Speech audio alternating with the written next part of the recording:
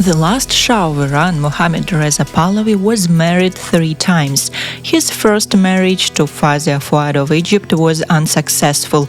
The queen fled the Iranian palace a few years after the wedding. Why was her life so miserable in Iran? And how did the life of Princess Fawzia of Egypt turn out? Keep watching the WOW channel.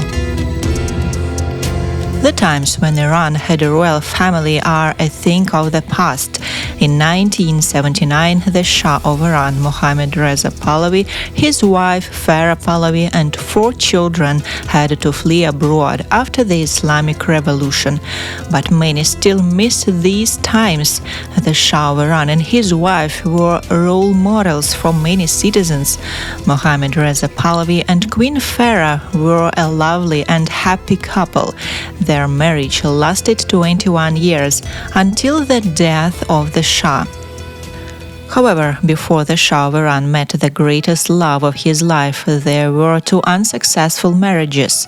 When Mohammad Reza Pahlavi was a 20-year-old, he married 17-year-old Princess Fawzia Fuad of Egypt. The beauty of this woman still excites people. She was often compared to famous Hollywood actresses like Hedy Lamarr and Vivian Leigh. However, despite her rare beauty and noble origin, the girl could not win the Iranian Shah's heart. From the outside, the life of the Egyptian Princess Fawzia seemed ideal. The beautiful princess with movie star looks grew up in the luxurious surroundings of Ras El Tin Palace in Alexandria. Everyone adored this pretty girl. Cecile Beaton, who took her portrait for Time magazine in 1942, described her as an Asian Venus, with a perfect heart-shaped face and strangely pale but piercing blue eyes. But in fact, despite the external chic, the princess's life was not simple. She survived abuse in her own family, an unsuccessful marriage, and the loss of 2 crowns. Princess Fawzia was born in 1921 into the family of Sultan Fuad I of Egypt and Sudan, later King Fuad I, and his second wife. She was of mixed Egyptian and Albanian descent, with dark hair and blue eyes. The girl received a good education in Switzerland and spoke 3 languages fluently: Arabic, English, and French. While studying abroad, the princess had a lot of freedom. By the way, she always dressed fashionably in a European style, so many Western magazines admired her and called her one of the most beautiful women of our time.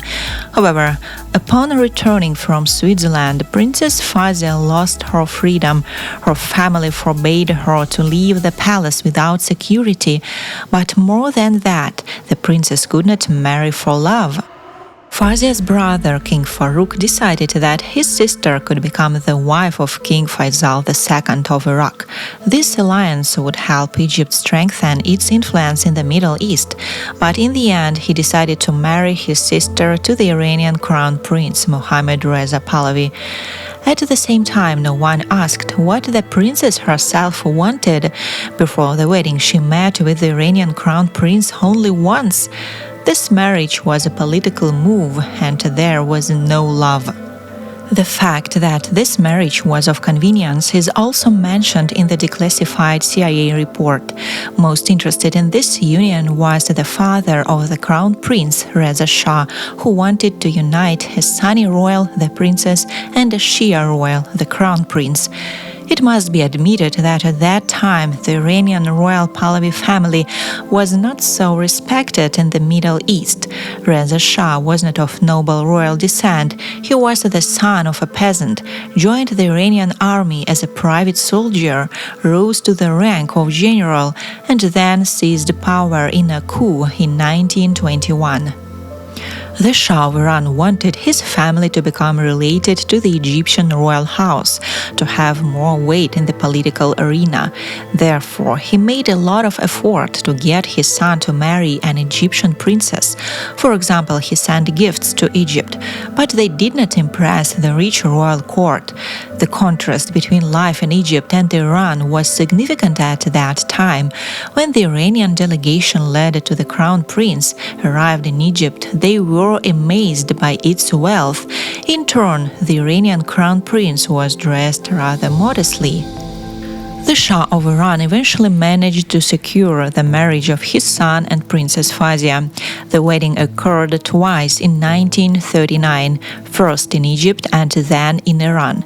The celebration in Cairo was lavish, with a 20-course meal. Then the honoring was repeated at the Marble Palace in Tehran. The Shah of Iran invested a lot of money in this event. Still, it could not compare with the holiday in Egypt. Princess Fawzia, who grew up in incredible luxury in the palace and was accustomed only to French cuisine, was disappointed with the reception. She noted that the cuisine in Iran could have been better quality, and the Marble Palace, which became her residence, was worse than her usual palace in Cairo. In addition, the Egyptian princess and the Iranian crown prince had different native languages. The princess spoke Arabian and the crown prince spoke Persian. They had to communicate in French. Moreover, Fawzia disliked Reza Khan, whom she described as a violent and thuggish man, prone to attacking people with either his whip or riding crop. After the wedding, the princess received Iranian citizenship. 2 years later, the crown prince succeeded his exiled father and was to become the Shah of Iran. Fawzia also received the title of Queen of Iran. Soon after her husband's ascent to the throne, Queen Fawzia appeared on the cover of the 21st September 1942 issue of Life magazine, photographed by Cecile Beaton, who described her as an Asian Venus. Also, a year after the wedding, the couple had a daughter, Princess Shah of Pahlavi. It seemed that Queen Fawzia had everything one could dream of. She became a mother, received the title of queen, and had the appearance of a Hollywood star. However, life in the Iranian palace never brought her happiness. Fawzia felt like a hostage in the palace and was very unhappy. One of the reasons for her severe depression was that her husband's mother and twin sister treated her extremely negatively. This led to numerous conflicts. One day, during a quarrel, one of Queen Fawzia's daughters-in-law broke a vase over her head. This was a great insult for an Egyptian woman who was used to everyone adoring her. In addition, her husband did not defend her in any way in these scandals, as he was busy with more important matters. He had many royal duties and many love affairs with mistresses. He often drove through the streets of Tehran with one of his girlfriends and did not hide these infidelities at all. Life in Iran became a real torment for Fawzia, and all she dreamed of was returning home to Egypt.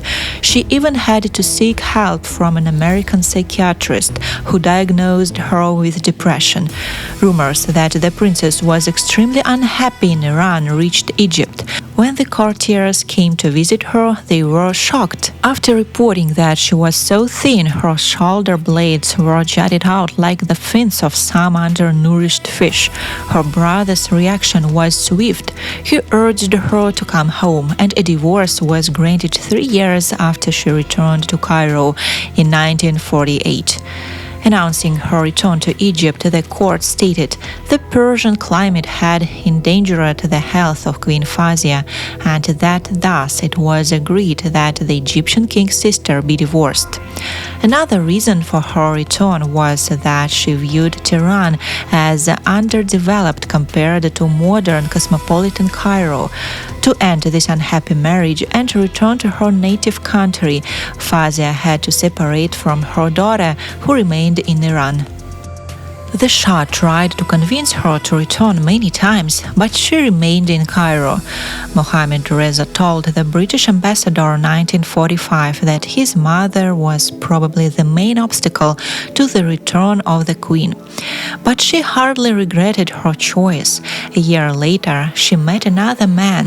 In 1949, she married Egyptian aristocrat Colonel Ismail Shirin. This time it was a love marriage. They had a daughter and a son. In 1952, the princess experienced a new ordeal. Egypt experienced a revolution that overthrew its royal family. Fawzia lost her princess title and became a commoner. But despite these difficulties, she was described as far happier being married to Colonel Shireen than she ever had been to the Shah of Iran. The former princess was allowed to stay in Egypt with her family. Fawzia had to move from a luxurious Cairo palace to a modest Alexandria villa. From then on, her life was very simple and unnoticeable. Public appearances, interviews with journalists, and photo shoots for magazines were a thing of the past for her. She spent most of her time at home, watching TV, reading books, and gardening. Fawzia lived with her husband for 45 years and enjoyed this simple life. Sources mention it was a true love story, and Fawzia found her balance and fulfillment in this union. She once said, "Twice in my life I lost the crown. Once I was the Queen of Iran, and once I was the princess here." She smiled. "It's all gone now. It doesn't matter." Fawzia lived her entire life in Egypt and died in 2013 in Alexandria at age 91. She was buried in her native country. She lived a very long and exciting life. She didn't go out much in public and surrounded herself with just the closest family and friends. She was the last Egyptian princess living in Egypt, from queen to living on a very basic income. It was a hard fall, but she took it all in great stride and style, the friend said. Her story proves that life in a royal palace does not always bring happiness, and only marriage for love makes a woman happy. What would you choose, life in a luxurious palace with an unloved person, or a love marriage in modest conditions? Thanks for watching. Remember to share your thoughts with me. Click like and subscribe. See you next time.